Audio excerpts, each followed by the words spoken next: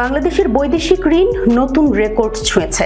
IMF, বিশ্বব্যাংক ও ADB সহ বিভিন্ন আন্তর্জাতিক সংস্থা থেকে নতুন ঋণ পাওয়ার ফলে 2025 সালের জুন শেষে দেশের মোট বৈদেশিক ঋণ দাঁড়িয়েছে $112.15 বিলিয়ন, যার টাকায় প্রায় 13,62,000 কোটি টাকা।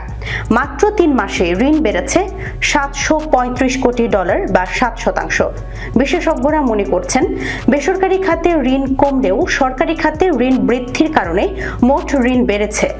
আগের সরকারের সময়ে ডলার ঘাটতি ও উচ্চ মূল্যস্ফীতির কারণে বৈদেশিক ঋণ পরিস্থিতি জটিল হয়ে উঠেছিল। বিদেশি প্রতিষ্ঠানগুলোর পাওনাও বেড়েছিল, এমনকি ভারতের আদানি গ্রুপের সঙ্গেও টানাপোড়েন তৈরি হয়েছিল। তবে 2024 সালের 5 আগস্ট সরকার পরিবর্তনের পর নতুন প্রশাসন অর্থ পাচার রোধে কঠোর পদক্ষেপ নেয়। এরই ধারাবাহিকতায় গত অর্থ বছরে রেকর্ড $570 কোটি বেশি ঋণ পরিশোধ করা হয়েছে, যা তার আগের বছরের তুলনায় উল্লেখযোগ্যভাবে বেশি।